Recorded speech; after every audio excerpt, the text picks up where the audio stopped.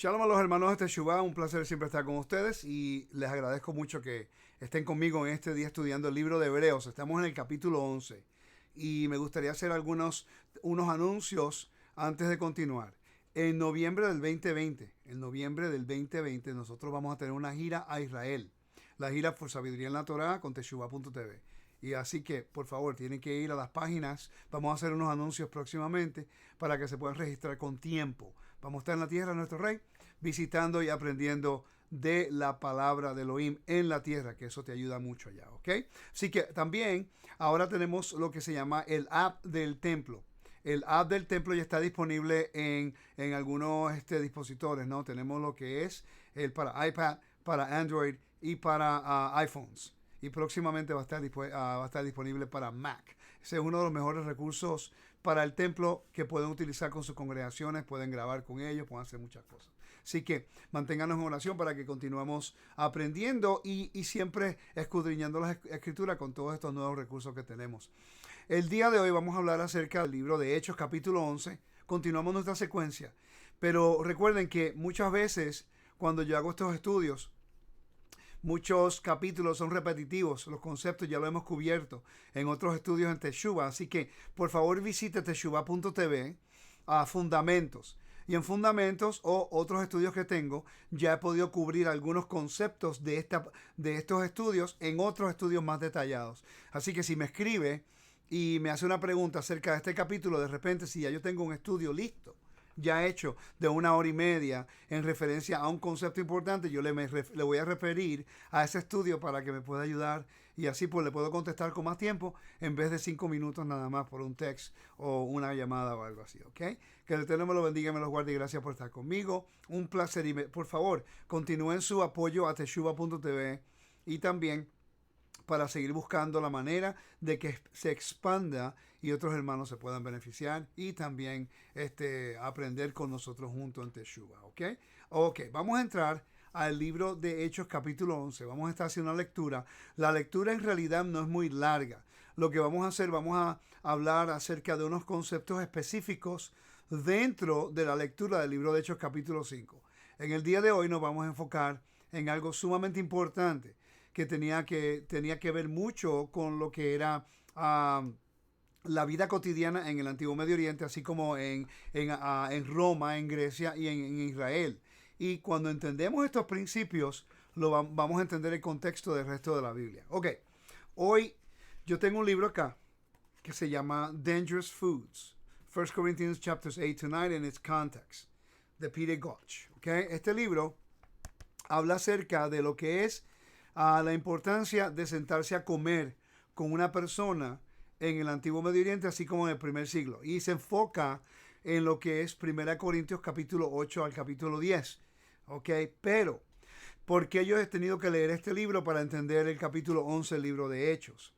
Si leemos el capítulo 11 del libro de Hechos y leemos el capítulo 2 del libro de Gálatas, pero no entendemos el contexto y la importancia de sentarse a la mesa con un gentil, siendo judío, no vamos a entender el contexto del conflicto que ocurre en el primer siglo.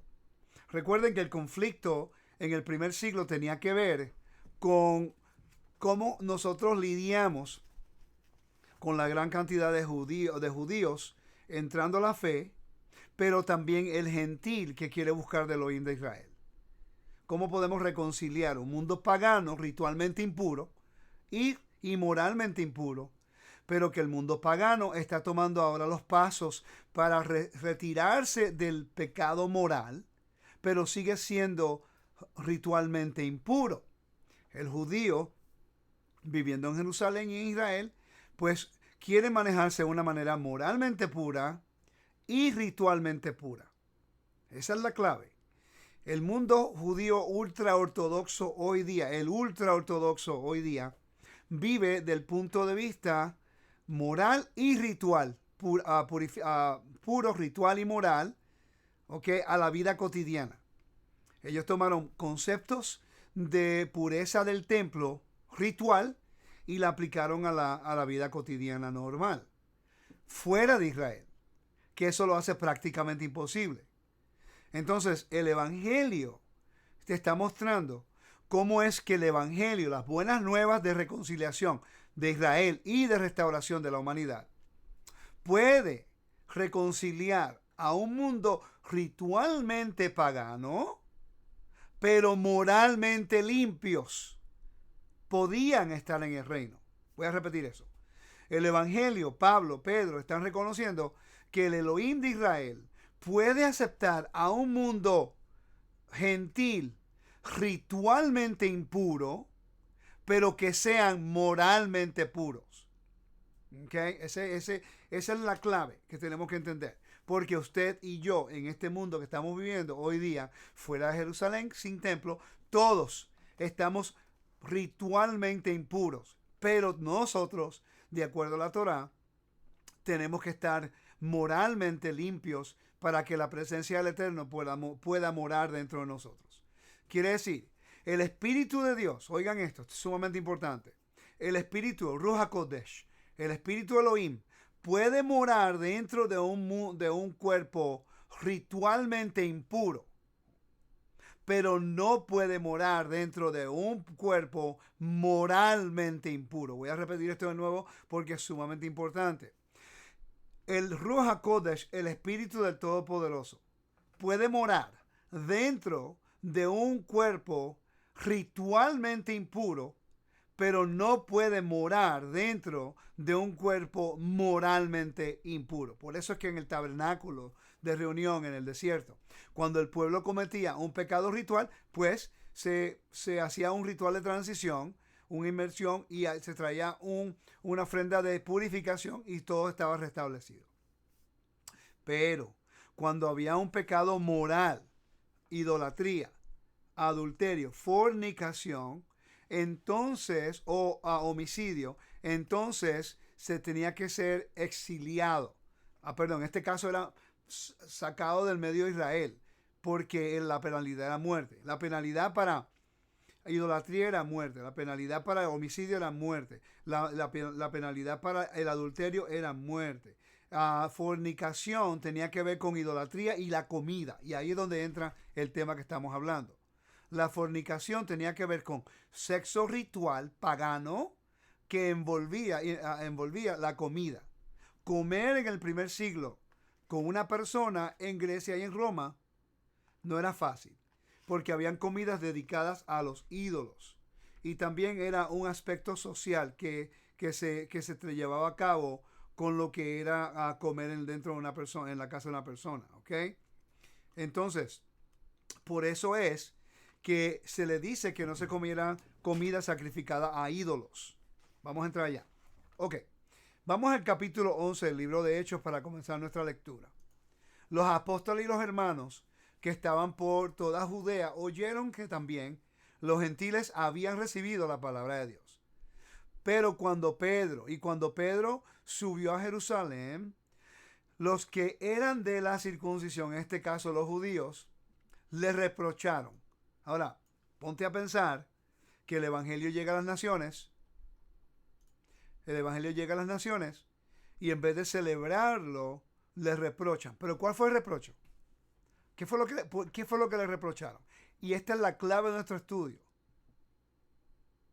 Tú entras en casa de incircuncisos y comiste con ellos. Como yo hablé la semana pasada, Cesarea era una ciudad completamente pagana, culto imperial. Los judíos estaban viviendo en el área del mundo greco-romano, en un mundo bajo culto imperial, ritualmente impuro. Pero César Augusto había establecido unas leyes para ayudar a los judíos en el reino de Roma, en la cual ellos tenían acceso a tener comida kosher, a animales que no fueron sacrificados a los ídolos. ¿Okay? Tenían acceso a tener sus propias sinagogas. Podían pagar el medio ciclo a Jerusalén, podían visitar a Jerusalén para las fiestas si tenían los recursos, y podían ellos también guardar las fiestas en el lugar donde ellos estaban, en las sinagogas, durante el año, si no podían subir a Jerusalén. ¿Okay? Así que tenían un tipo de autonomía, aunque estaban sometidos bajo la autoridad de Roma. Pero aquí estamos viendo nosotros que el problema no era que el Evangelio le llegara a las naciones. El problema fue que Pedro tuvo que entrar a la casa y él tuvo que comer con ellos. Y había unas reglas, porque la casa de Shammai había establecido unas reglas, los edictos de Shammai, que era líder del Sanedrín en un tiempo dado, que creaba una separación entre las naciones e Israel. Y eso se convierte en el problema número uno del Evangelio en el primer siglo. El número uno es que los mismos creyentes en Yeshua estaban haciendo una separación para que el mensaje de libertad de lo que era el Evangelio llegara al mundo para reconciliar todas las cosas. Entonces están lidiando con el problema número uno. El problema número uno era ¿qué? ¿Qué hacemos con los gentiles? Ellos están ritualmente impuros, pero si Dios ha puesto su espíritu dentro de ellos, quiere decir que ellos ya están delante de la presencia del Eterno, están moralmente puros. No podemos rechazarlos. Entonces Pedro y Pablo tienen que lidiar con una nueva audiencia entrando al Evangelio, que no entienden el templo. Por cierto, no entienden el templo de Jerusalén. Ellos entienden los templos de su pueblo, los rituales paganos, pero no entendían la kedusha, la santidad del pueblo de Dios en Israel. Por eso es que la Torah tiene que ser enseñada. Porque el capítulo 4, el capítulo 18-20 del libro de Levítico te está hablando acerca de las purezas de la comida, de qué hacer, qué es lo es moral, qué es lo es inmoral, lo que es moral y inmoral. Si la Torah nos enseña, no va a haber los perímetros de santidad para que el cuerpo del Mesías pueda ser moralmente puro y morar dentro del pueblo, aunque estén ritualmente impuros. Si no entendemos el templo, no vamos a entender lo que es Kedushá, santidad. Si no entendemos el templo, no vamos a entender lo que es moral, lo que es ritualmente impuro. Esto es sumamente importante, familia, ¿ok? Entonces, aquí estamos viendo que les reprochan, diciendo, tú entraste en casa de incircuncisos y comiste con ellos. Es interesante que en el libro que estoy leyendo acá, voy a ver si consigo lo que estoy buscando acá rapidito, había algunos rituales. Y en la página... Ok. Aquí hay una página que estaba leyendo. A ver si aquí está. Página que estaba leyendo. Lo voy a leer en inglés y la voy a traducir para que lo puedan captar. En la página número 22. La página número 22. Dice de esta forma. Dice... After sacrifices have been offered to the God, they will put in various uses. Después que los sacrificios eran ofrecidos a su Dios, al Dios de ellos, se los tenía algunos varios usos. Portions were given to the priest. Porciones se le habían dado a los sacerdotes paganos. Sacred food was consumed by the suppliant within the sanctuary. Dice, comida sagrada, entonces se la comía la persona que la suplía, en este caso la persona que la traía en el santuario. Este es uno de los contrastes del templo de Jerusalén versus los templos paganos, que en el templo de Jerusalén nadie podía comer la comida al lado del altar o dentro del lugar santo y menos en el lugar santísimo. Nunca se comía nada en el azagá, en el área de los sacerdotes. Tenían que ir a unos lugares específicos dentro de unos edificios fuera de la vista de la gente. Porque si lo hacían a la vista de la gente pensaba que era el Dios de ese templo comiendo la comida. Okay. Entonces dice, and sacred food was carried outside the sanctuary. Entonces después decía, y la comida santa era cargada fuera del santuario. Entonces hay testimonios en la cual dice que la comida que se la daban al templo y los sacerdotes que le quedaba comida, que era demasiado carne, ellos tomaban la comida del templo, se comían la que podían y el resto la vendían en el mercado, en el agora, se llama el agora. ¿Okay? Recuérdate que César Augusto había establecido una forma para que los judíos pudieran tener comida kosher en el mercado también. Pero toda la comida en el mercado era dedicada a los ídolos. Hoy día lo equivalente a esto vendría siendo la comida halal árabe, la comida musulmana. Ahora, la carne o el cordero, no estamos hablando del pescado, no estamos hablando del hummus, no estamos hablando de ensalada, estamos hablando de la carne. ¿Ok? El hecho de que esta botella tenga un sello que diga halal, pero no es carne. no quiere decir que no es permitida para yo consumir. Si es comida, ¿no? Si es algo de tomar o lo que sea. Estamos hablando de la carne dedicada a ídolos. Lo demás, aunque tenga el sello halal, no quiere decir que es idolatría. La razón porque había ese problema de lo que era comidas sacrificadas a ídolos. En el mundo, ser un ateo era una herejía. El mundo antiguo, nadie era ateo. Todo el mundo creía en un dios, cualquier dios, o miles de dioses. Y habían rituales porque ellos pensaban que comer la comida sentado en una mesa dedicada a ese ídolo incluía a la otra persona de que estaban adorando al mismo Dios. Entonces, hay dos elementos muy importantes aquí. Lo que es la comida, la carne dedicada a los ídolos. Okay. En Grecia y en Roma sacrificaban a cerdos, sacrificaban a todo tipo de animal y los sacerdotes comían la comida y después la ponían en el mercado y la gente la compraba. Y como todos adoraban el Dios de la ciudad, pues no había ningún problema. Para ellos se llama worship. Para ellos esa era adoración.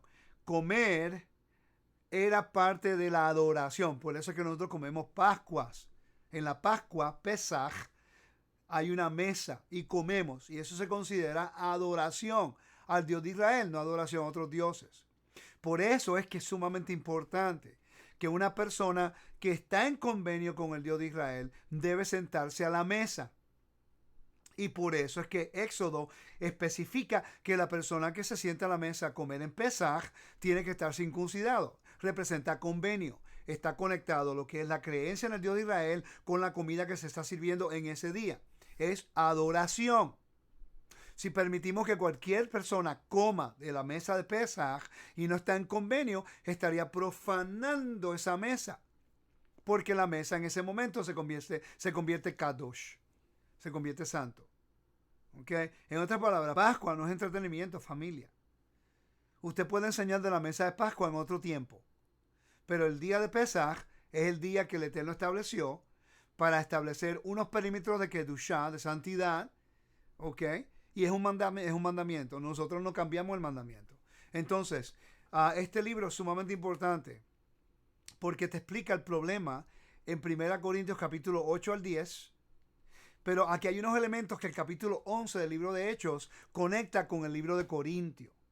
Ok. Vamos a seguir leyendo y lo vamos a ver. Dice, entonces Pedro comenzó a explicarle el orden, lo sucedido, diciendo, no voy a leer esta parte porque ya todos sabemos lo que está hablando aquí de acuerdo al capítulo 10 del libro de Hechos. Está hablando, vamos a leer aquí, está hablando acerca de los vamos a leerlo porque si no, no va a tener una secuencia. Dice, comiste con ellos. Entonces Pedro comenzó a explicarle el orden, lo sucedido, diciendo, estaba yo en la ciudad de Jope orando y vi en éxtasis una visión, un objeto semejante a un gran lienzo que descendía bajado del cielo por las cuatro puntas y vino hasta mí. Cuando fijé mis ojos, en él lo observaba y vi cuadrúpedos, terrestres, fieras, reptiles, aves de cielos. También oí una voz que me decía, levántate Pedro, mata y come. Pero yo dije, oigan esto, yo dije, de ninguna manera, Señor, porque nada impuro o inmundo ha entrado jamás en mi boca.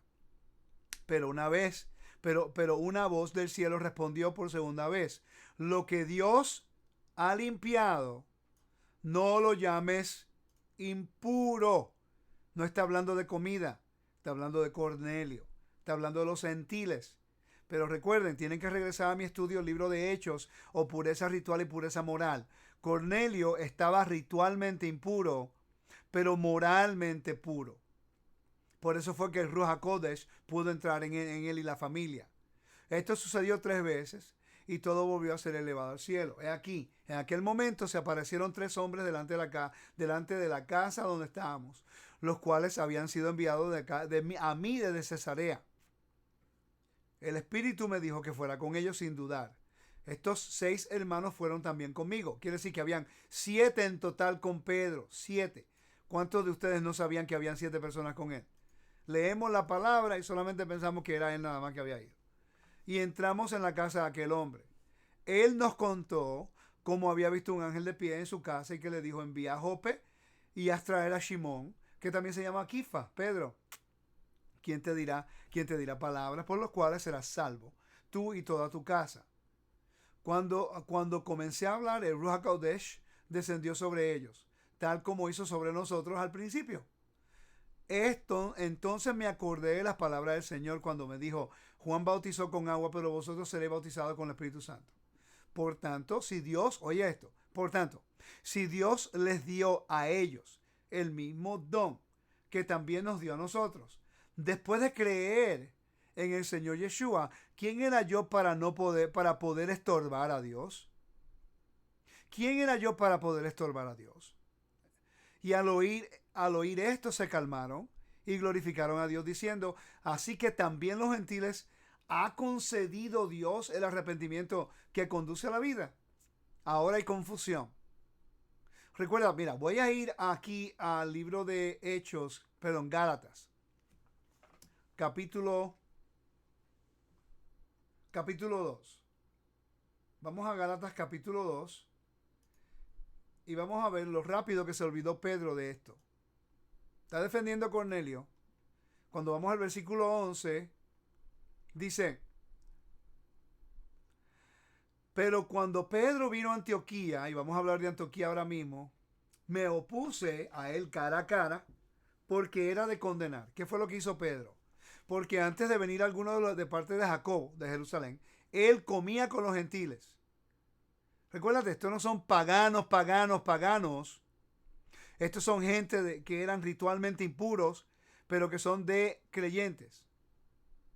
¿Okay? Pero cuando vinieron empezó a retrasarse y apartarse, porque temía a lo de la circuncisión.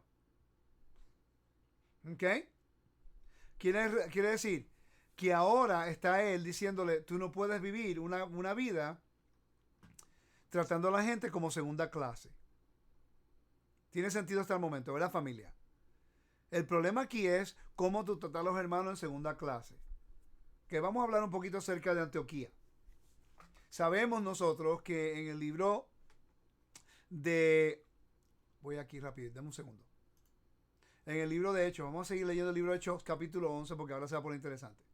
Ahora bien, los que habían sido esparcidos a causa de la persecución que sobrevino cuando la muerte de Esteban llegaron hasta a Fenicia, Chipre y Antioquía. ¿Ok? Ahora, quiero hablar acerca de esto un poquito. Recuerden la razón por que ellos fueron dispersos. Aquí se fueron esparcidos. A Esteban lo acusaron. A Esteban lo acusaron de hablar en contra del templo, del pueblo y de la ley. A Pablo en Hechos capítulo 21 fue acusado por falsos testigos de hablar en contra del pueblo, del templo y de la ley. ¿Okay? Entonces, la persecución ocurrió cuando acusaban a los creyentes en Yeshua de hablar en contra del pueblo, del templo y de la ley. Quiere decir, como yo había dicho anteriormente en las últimas 2 semanas, si usted está diciendo que Dios salió de la ley, abolió la ley, ya el templo no es para nosotros, y el pueblo de Dios no es el pueblo de Dios ya, si usted dice eso, entonces usted está exactamente diciendo lo mismo que los falsos testigos que fueron en contra de Esteban y después Pablo, que fue la razón de la dispersión de los creyentes de Jerusalén. Ahora, tenemos que investigar 2 cosas. 3. ¿Quién era Claudio? Que la Biblia habla aquí, en este capítulo. ¿Dónde se encuentra Antioquía y por qué menciona esos 3 lugares? Pero nos vamos a enfocar en Antioquía primero. ¿Okay? Como dicen los colombianos, Antioquia en Colombia. Como dicen los colombianos. Que yo estuve allá en Medellín y estuve en Bogotá. Muy lindo país. Ok, entonces vamos a investigar aquí un poquito más detalladamente para entender esto históricamente. Ahora, si entendemos lo que es la historia de lo que está ocurriendo aquí, que esto no ocurrió 1 año o 2 años después que Yeshua murió y resucitó. Estamos hablando aquí de casi 14, 15 años después. Porque ya Pablo se fue 14 años 3 más 14 años más. Y Pablo aquí va a ser parte importante, lo van a ir a buscar. Entonces ya ha pasado un lapso de tiempo desde Cornelio, que fueron 10 años después de Yeshua. Y entre medio de la historia de Cornelio, ahora viene lo de Pablo. ¿Cómo lo podemos investigar? El tiempo de lo que está ocurriendo aquí, entendiendo la historia de los eventos. Quiere decir que el libro de Hechos nos ayuda a nosotros para ubicarnos en la historia y en el año. ¿Cómo lo vamos a hacer? Eso es lo que vamos a enseñar aquí ahora. Ok, vamos a ver. Dice, ahora bien, versículo 19. Versículo 20, perdón. Pero había algunos de ellos, hombres de Chipre, de Cirene, los cuales al llegar a Antioquía hablaban también a los griegos, predicando acerca del Adón Yeshua. A la mano del Señor estaba con ellos, y la mano del Señor estaba con ellos, y gran número creyó, se convirtió al Señor. Y la noticia de esto llegó a los oídos de la iglesia de Jerusalén, y enviaron a Bernabé a Antioquía. El cual, cuando vino y vio la gracia de Dios, se regocijó y animaba a todos para que con corazón firme permanecieran fieles al Señor. Pero era un hombre bueno, porque era un hombre bueno y lleno del Espíritu Santo y de fe. Y una gran multitud fue agregada al Señor. Y Bernabé salió rumbo a Tarso para buscar a Saulo. Y cuando lo encontró, lo trajo a Antioquía. Y se reunieron con la iglesia por todo un año. Quiere decir que esto está ocurriendo ya, y cuando fueron a buscar a Pablo y después estuvo con él un año más y enseñaban a las multitudes y a los discípulos, se les llamó cristianos en este lugar. Antioquía se le llama cristianos. Era una palabra derogatoria en contra de los creyentes. ¿Ok? Entonces, pero por primera vez en Antioquía. Por aquellos días unos profetas descendieron de Jerusalén a Antioquía. Y levantándose uno de ellos, llamado Ágabo, daba a entender por el Espíritu que ciertamente había una gran hambre, oigan esto, gran hambre en toda la tierra. Y ocurrió en el reinado de Claudio. Perfecto. Pues ya estamos llegando cerca al tiempo de los eventos. Vamos a ver. ¿Quién era Claudio? Claudio César, el cuarto emperador de Roma. Él reinó desde el año 41 al año 54. Oigan esto, del año 41 al año 54 de la era común. Quiere decir que los eventos que están ocurriendo aquí están ocurriendo entre el año 41 al 54. Ahora, no sabemos exactamente cuándo, pero si conectamos los años que Pablo se fue después del Evangelio, y todos estos eventos pudiera haber sido en el año 48, 49, 50. Yeshua murió y resucitó en el 30. ¿Okay? Quiere decir que ha pasado sobre casi 20 años de los eventos. Era sobrino de Tiberio, el segundo emperador, y tío de Calígula, el tercero. Asumió el poder después del asesinato de Calígula y a su vez murió asesinado por su esposa y sobrina Agripina, quien pretendía asegurarle el trono a su hijo Nerón y evitar la coronación eventual de británico hijo de Claudio César con otra mujer. Hechos 11:28 se refiere a una carestía que afligió el imperio de César de Claudio César y se hizo sentir cruelmente en Palestina en los años 44 y 48. Ya estamos, 44 y 48.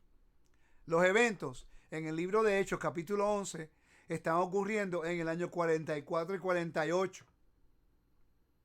Es el mismo César mencionado en Hechos 17:7 y también 18:2.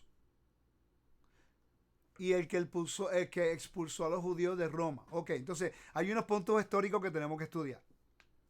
Primero, tenemos que estudiar el año que ocurrió. Hechos 11:28 está en el año 44-48. ¿Ok? Había un problema con comida. Había problema con comida en Israel. ¿Ok? Porque en ese mismo momento él había exiliado a los judíos de Roma.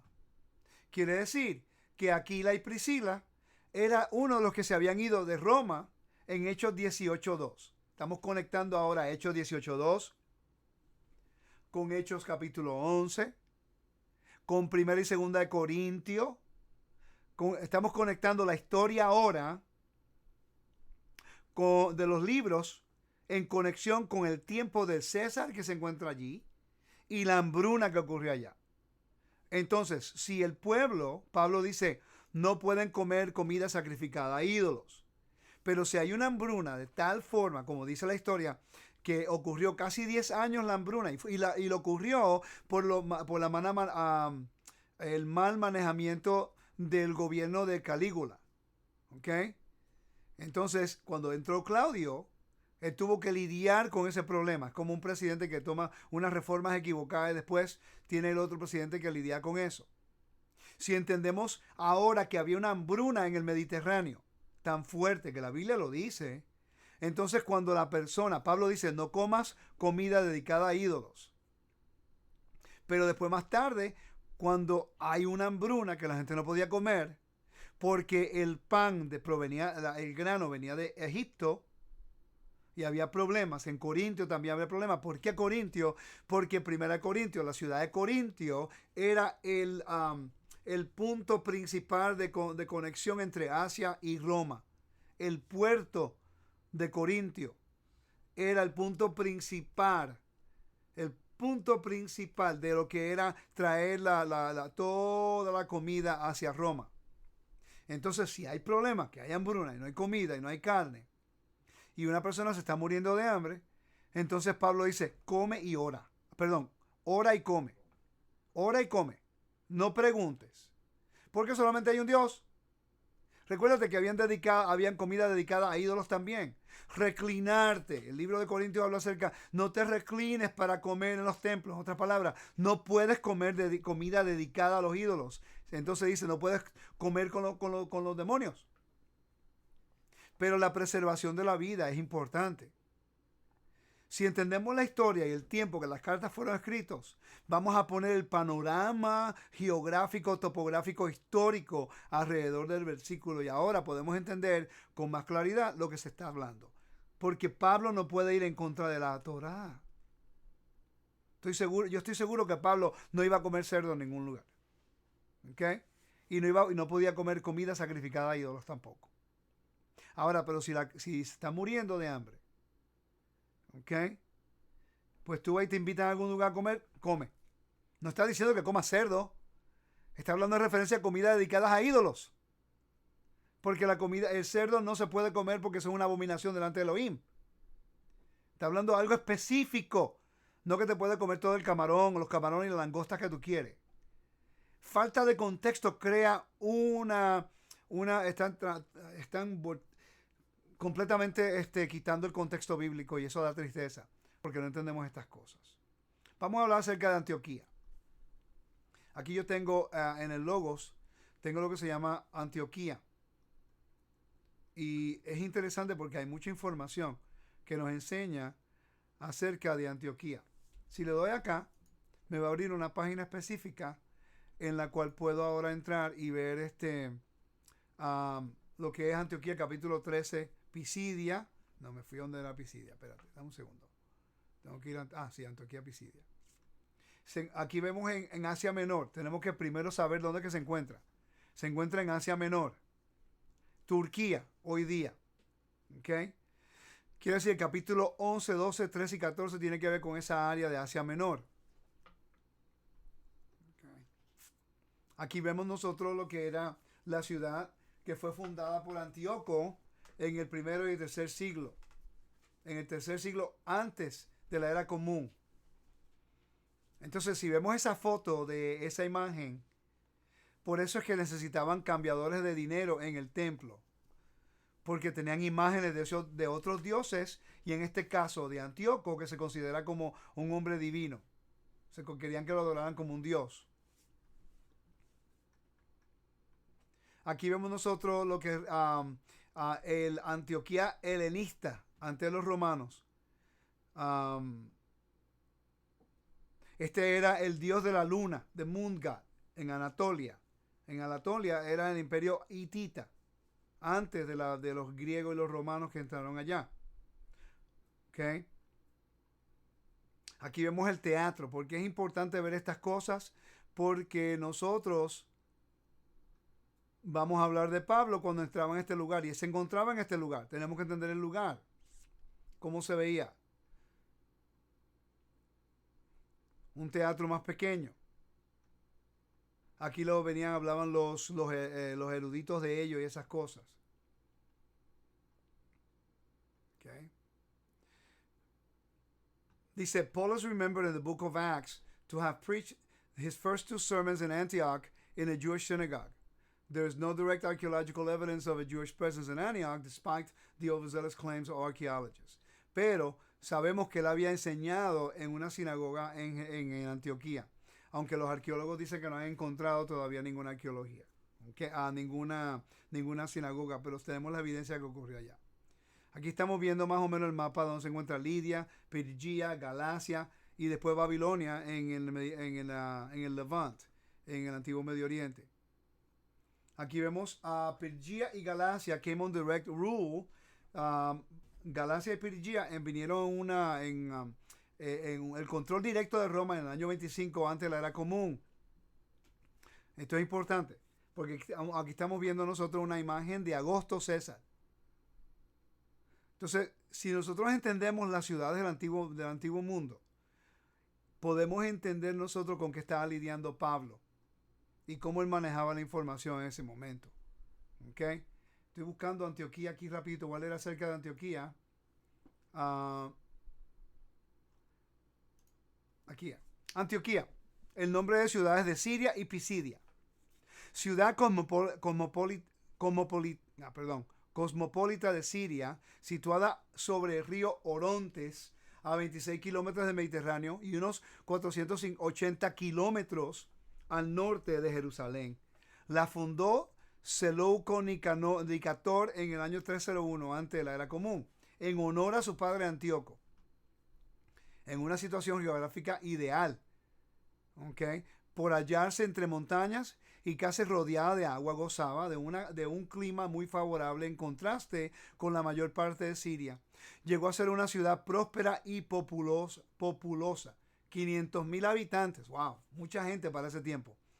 Su vitalidad comercial se debía en parte al río y en parte a su posición en la encrucijada de importantes rutas de caravanas. Fue sometida a Roma en el año 64, antes de la era común. Y llegó a ser la tercera ciudad de todo el imperio. Roma era la primera y Alexandria la segunda. Casas lujosas adornaban su calle principal de 6 kilómetros y los emperadores acostumbraron contribuir a su belleza general. Antioquía se conocía además por su devoción sensual, oye esto, por su devoción sensual a Dafne y su culto orgiástico. A veces, para distinguir entre Antioquía y las otras muchas ciudades del mismo nombre, se especificaba Antioquía cerca de Dafne. Pero si Antioquía tuvo fama de ciudad pagana, ocupa también un lugar prominente en la historia del cristianismo. Habitaba por numerosos judíos inmigrados, a menudo ricos y celosos en su proselitismo. Antioquía recibió el impacto del mensaje evangélico poco después de la persecución de Esteban. Y fue allí donde por primera vez se predicó el evangelio a los gentiles y a los creyentes se les llamó cristianos. ¿Okay? Aunque algunos opinan que cristianos era un apodo que los satíricos antioqueños inventaron. Es más aceptable la teoría de los propios miembros de la joven y entusiasta iglesia, que en su afán de identificarse con Cristo se hayan autodenominado así. Antioquía también fue la base de las operaciones misioneras de Pablo. La iglesia, y tiene lógica porque era el centro de operación, por su accesibilidad a la gente, 500,000 personas, se llama logística, y también por su oportunidad de poder llegarle a más personas al Imperio Romano. Todo es logística. Dice, también Antioquía también fue la base de operaciones misioneras de Pablo. Eso podemos ver en Hechos 1 a 13, Hechos 14, 15, Hechos 18. La iglesia de Antioquía formaba formada de judíos y gentiles, fue generosa con los hermanos de Judea. En Hechos capítulo 11, 27 habla acerca de esto. Pero a la vez fue objeto de controversia a los ojos de esto. Por cierto, de aquí sale el concilio de Jerusalén. ¿Okay? Por estos problemas es que sale el concilio de Jerusalén. En tiempos post-apostólicos, Crisóstomo y una escuela de interpretación bíblica dieron más fama a la ciudad, la cual se denominó la Reina del Oriente. Quiere decir que esta ciudad obviamente tenía una importancia dentro de los creyentes. ¿Okay? Y esto tenemos que aprenderlo nosotros, familia. Si no buscamos el contexto bíblico, geográfico, histórico, vamos a leer un capítulo y no le vamos a ver la importancia. ¿Qué hemos aprendido en este capítulo? Que el problema número uno del evangelio al principio era comer con los gentiles por su impureza ritual y moral. ¿Ok? Pero ahora los gentiles están entrando al reino y ellos son moralmente puros. No están comiendo comida sacrificada a ídolos. Le voy a enseñar algo. Si vamos a Hechos capítulo 15, vamos a ver nosotros los perímetros establecidos que se le dio a ellos. Estamos hablando de Hechos en Gálatas. Si vamos a Hechos capítulo 15. Todo esto tiene que llegar. Gálatas está conectado con Hechos 15. Todo esto está ocurriendo alrededor del mismo tiempo. Que Hechos capítulo 15, voy a leer el versículo 6 en adelante. Entonces los apóstoles y los ancianos se reunieron para considerar este asunto. Y después de mucho debate, Pedro se levantó y les dijo: hermanos, vosotros sabéis que en los primeros días Dios escogió de entre vosotros para que por mi boca los gentiles oyeran la palabra del evangelio y creyeran. Ese es Cornelio, está hablando ahí. Y Dios, que conoce el corazón, les dio testimonio dándoles el Espíritu Santo. Así como también nos los dio a nosotros. Oigan esto. Y ninguna distinción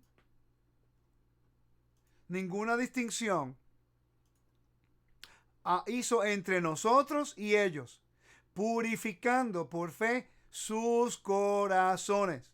Está hablando acerca de la vida moral, porque la vida ritual se puede purificar con rituales de transición, de una inmersión, una ofrenda de purificación, pero el corazón, circuncisión del corazón. ¿Ok? Ahora pues, ¿por qué tentáis a Dios poniendo sobre el cuello de los discípulos un yugo que ni nuestros padres ni nosotros hemos podido llevar? ¿Cuál era el problema? Vamos a ver el versículo 5. Pero algunos de la secta de los fariseos que habían creído se levantaron diciendo: es necesario circuncidarlos y mandarles que guarden la ley de Moisés. Ok, pero ¿cuál era el problema? Vamos a leer el versículo 1. Algunos descendieron de Judea y enseñaban a los hermanos: si no circuncidáis conforme al rito de Moisés, no podéis ser salvos. Este es el problema. Salvación por guardar el mandamiento, o obediencia al mandamiento, y la salvación es el regalo de Dios. Como un buen patrón dándole un don, un regalo a un cliente. Aquí se está discutiendo el problema. ¿La salvación viene por fe o viene por guardar un mandamiento? La bendición viene por la obediencia al mandamiento. La salvación es el regalo del Rey. Pero la persona que recibe el regalo tiene una reciprocidad, tiene que hacer algo. Tiene que ayudar al pobre, al necesitado, a la viuda, al levita, y tiene que guardar el mandamiento para obediencia como la imagen de ese Dios invisible. Versículo 10. Ahora pues, ¿por qué tentáis a Dios? Ya yo llevé ese. El versículo 11. Creemos más bien que somos salvos por la gracia de Adonai Yeshua. ¿Ve? ¿Viste donde dice la salvación? Creemos que más bien que somos salvos de la misma manera que ellos también lo son. El contexto es salvación. No está diciendo que no vamos a obedecer después que recibimos el don de salvación. Dice, toda la multitud hizo silencio y escuchaba a Bernabé y a Pablo, que relataban las señales y prodigios que Dios había hecho entre los gentiles por medio de ellos. Cuando terminaron de hablar, Jacobo respondió y dijo, escuchadme hermanos, Simón ha relatado como Dios al principio tuvo bien de tomar entre los gentiles un pueblo para hacer para su nombre. Y con esto, oigan esta profecía, y con esto concuerdan las palabras de los profetas, tal como está escrito, después de esto volveré y reedificaré el tabernáculo de David que ha caído, y reedificaré sus ruinas, y lo levantaré de nuevo. Mira este versículo, este es muy importante, versículos 17 y 18 es clave para el argumento del Evangelio de las Naciones, para que el resto de los hombres busque al Señor. Amós 9:12. Y todos los gentiles o las naciones que son llamadas por mi nombre. Eso es el vocabulario de adopción. ¿Y cómo es que sabemos que han sido adoptados? Cuando las naciones se ponen moralmente puros y el Espíritu de Dios los sella. Dice el Señor, que hace saber todo esto desde tiempos antiguos. Ok, tiempos antiguos. Isaías 45, versículo 21 dice, declare and present your case and let them consult together. Who made this known from former times declared it, and from all as it was. The Lord, there is no other God beside me, a righteous God besides me, and no Savior beside me. Quiere decir que desde el principio el Eterno busca a los justos. ¿Ok? Está buscando a gente justa, moralmente puros, como lo fue Abraham, como lo fue Isaac y Jacob, para que los representen. Entonces, mira lo que le dice aquí Jacobo, Santiago. Le da ahora una instrucción. Recuérdense que estamos hablando de Antioquía y el capítulo 15 tiene que lidiar con el problema que está ocurriendo aquí ahora en Antioquía. Por tanto, yo juzgo que no molestemos a los que de entre los gentiles se convierten a Dios, sino que les escribamos que se abstengan de cosas contaminadas por los ídolos. ¿Ok?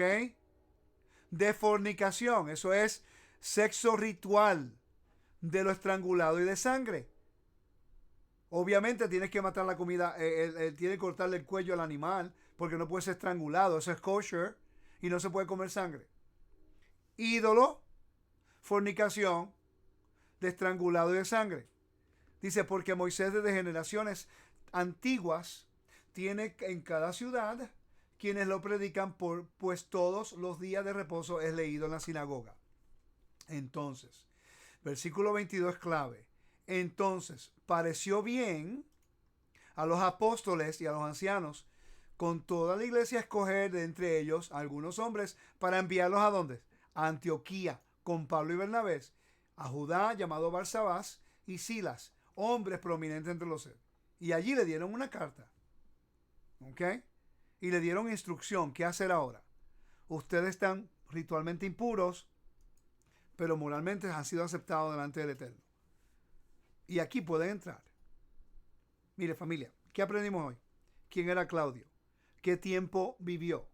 Todos estos eventos estaban ocurriendo alrededor de estos eventos con un emperador, con una hambruna, con un lugar específico de Antioquía, que era un lugar cosmopolitano, que tenía tanta población, que tenía todos los recursos, que tenía sinagogas, había muchos judíos, era un lugar transitado por mucha gente, como Nueva York y como Los Ángeles hoy día, ¿no? Entonces, para poner todos estos eventos, y el problema número uno era, ¿qué hacemos con los gentiles que son ritualmente impuros, pero son moralmente puros? Y en Hechos capítulo 15 está hablando acerca de cuál es la instrucción para los que comienzan. Le vamos a enfocar a que ellos guarden muchas costumbres si no las entienden. O eso se les enseña porque la Torah se enseña todo el tiempo en los Shabbats. O se le va a decir que no pueden comer comida sacrificada a ídolos, fornicación, adulterio y también lo que es idolatría. Todo esto está conectado. Tenemos que estudiar el primer siglo. Tenemos que estudiar el culto imperial. Te voy a dar un dato importante aquí, que cuando vimos la foto de Claudio a lo mejor no captaron rapidito. Esta es la foto de Claudio, busto de Claudio, emperador romano que expulsó a todos los judíos de la ciudad de Roma en Hechos 18:2. Está viendo la foto que él se está cubriendo la cabeza. Cuando el emperador se cubría la cabeza, él se consideraba en ese momento como el sumo sacerdote del reino. Y en el primer siglo, cuando habían altares en toda la ciudad para el culto imperial, sobre 197 altares imperiales en Asia Menor nada más. Cuando una persona o cuando el emperador iba a hacer un sacrificio en público, ¿okay?, se cubría la cabeza en el Imperio Romano. ¿Okay? Quiere decir que cuando 1 Corintios capítulo 8 o capítulo 10 está hablando acerca de cubrirse la cabeza, no está hablando de cubrirse la cabeza en la sinagoga o en la kipá o una gorra. Está hablando acerca de lo que representaba en el mundo greco-romano cubrirse la cabeza en la adoración a sus dioses en el culto imperial. ¿Okay? Traía vergüenza porque entonces si usted sirve al Dios de Israel y se cubría la cabeza en la forma que lo hacían los romanos en público, las personas pensaban que usted estaba adorando a los dioses de los romanos. Pero en una sinagoga, en el templo, era un mandamiento de que que los sacerdotes y los levitas se cubrieran la cabeza. Y por costumbre, el pueblo se cubría la cabeza porque estaban sometidos al Dios de Israel como una forma distintiva del Dios de Israel, para servir al Dios de Israel. Pero el mundo antiguo se cubría la cabeza cuando adoraban a sus dioses. Tenía que haber un contraste. Y ven esta foto y a veces la gente le pasa por alto porque parece una mujer, no parece un hombre. ¿Okay? Que está hablando acerca de un emperador cubriéndose la cabeza y eso tiene un significado. Aprendemos muchas cosas cuando estudiamos el contexto de la Biblia en su contexto, familia. Y tenemos nosotros que verdaderamente estudiar un poco más acerca de la geografía bíblica y también de la arqueología. Amén. Así que eso es lo que tengo para ustedes hoy. Es un poquito corto, pero vamos a estar siguiendo cubriendo estos principios en los próximos 4 o 5 capítulos. Pero nos vamos a enfocar mucho en lo que es topografía, geografía, historia, para entender los eventos que están ocurriendo en la narración bíblica. Recuerden, en sus oraciones por Teshuva.tv, por todos nosotros que estamos tratando lo mejor posible de traerle los mejores estudios que podamos traerle para que podamos nosotros crecer en conocimiento de la palabra del Eterno. Que el Eterno me lo bendiga, los guarde. Shalom a todos y seguimos siempre adelante. Recuerde, verifique todo lo que les digo. No crean a lo que les digo. Shalom.